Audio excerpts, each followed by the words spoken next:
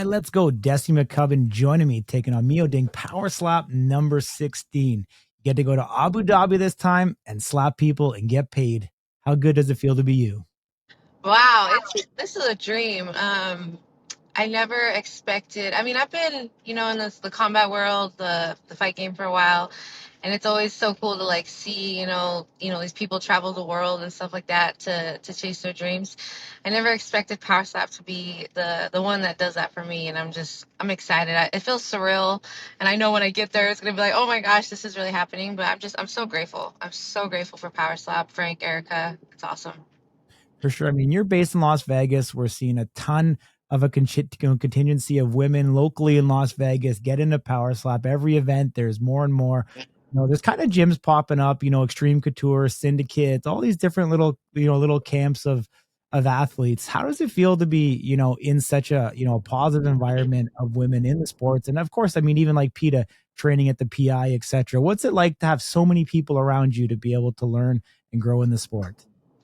It's really cool, and it is growing. But honestly, I still feel like I haven't had a chance to work with too many people. Like me and Peter honestly should work together. We haven't really had the chance to do that yet, but like you said, it's cool to see some people from like Extreme. Like Jesslyn was just on. My teammate Taylor was just on. Um, but really, like as far for like my training and stuff, I kind of just put that all together myself. Like I have my own coach, Shane Shapiro, that's been helping me.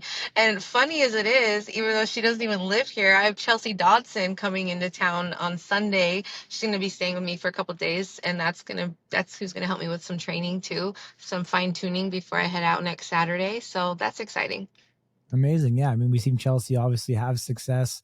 You're going the distance with Paige Van Zandt, so she's got a chin on her as well.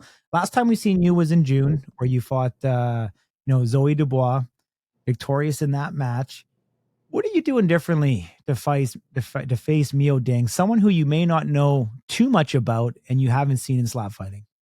Honestly, I feel like after the first time competing against Zoe, or I feel like we did really well in the preparation going into it blind. So now going into this, knowing exactly like everything it was there, like the accuracy, the precision, the power. So now we're doing things to better all of those factors.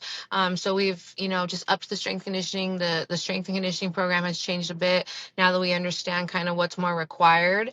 And now that I understand my slap a little bit more, I feel like that has definitely gotten 10 times better. And I've been playing around with a couple of different things and strategies as well. And then also just I train my slap a lot more. I think last time I trained, I was only training like 3 days a week in my slap.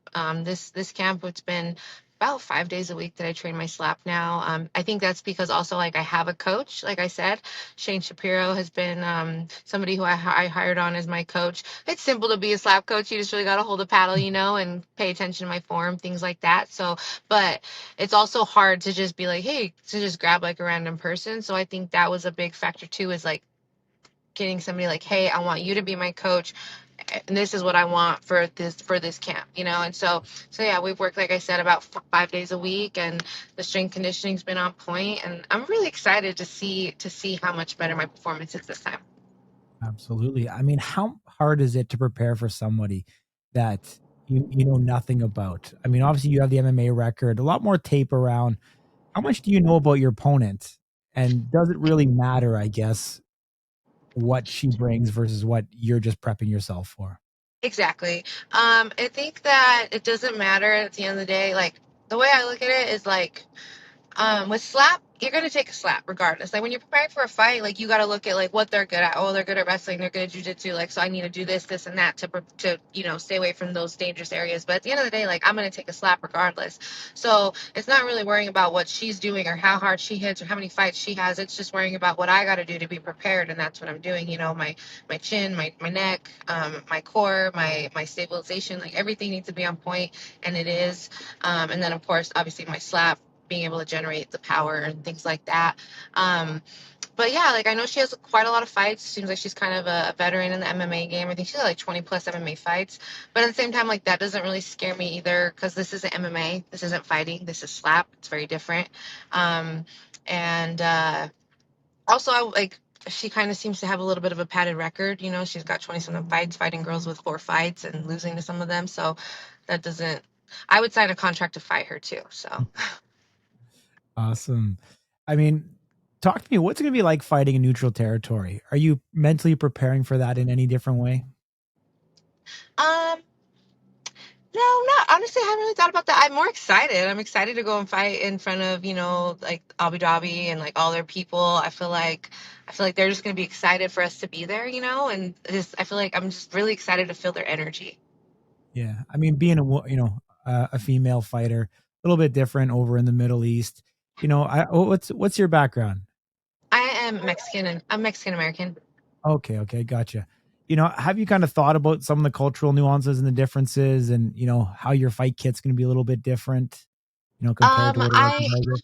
Not really. Like I've heard that Abu Dhabi, as opposed to like Saudi, is a little bit more like westernized as far as like how you can dress and things like that.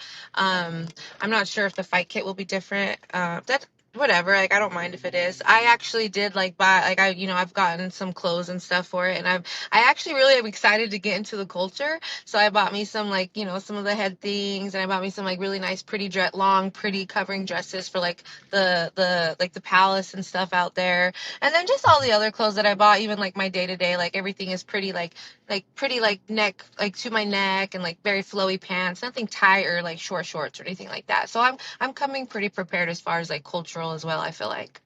Mhm. Yeah, I mean, it's definitely gonna be a new cultural experience for you. Great opportunity. I mean, I was there last year. It's phenomenal food, so I think you'll have great meals everywhere you go if you're, I'm so a excited Milan for the person. food. I'm cutting weight right now, so that's all I can think about. Yeah. 125, is that kinda your home? Is that where you think is right for you? Yes, yes, definitely. Even in fighting, I did 115 for a long time. 125 was just perfect for me. I'm my best there. I'm my strongest there. And, I walk at like 138, 140. This camp, I did start the camp a little higher, definitely higher than I'd like to. That won't happen again. But yeah, I like 125. Like I said, I feel the strongest there. And I'm just too small for 35. And I know sometimes some people want to do it their more natural weight, but I personally don't. I don't want to get hit by a 35er. I wouldn't sign a contract to buy an MMA fighter and get hit by a 35er there. I don't want to get slapped by a 35er. Like they're just bigger girls and they hit harder. And I think I'm the bigger girl, one of the bigger girls when it comes to the flyweight division as well. So yeah, I like 25. It's home for me. I won't go up.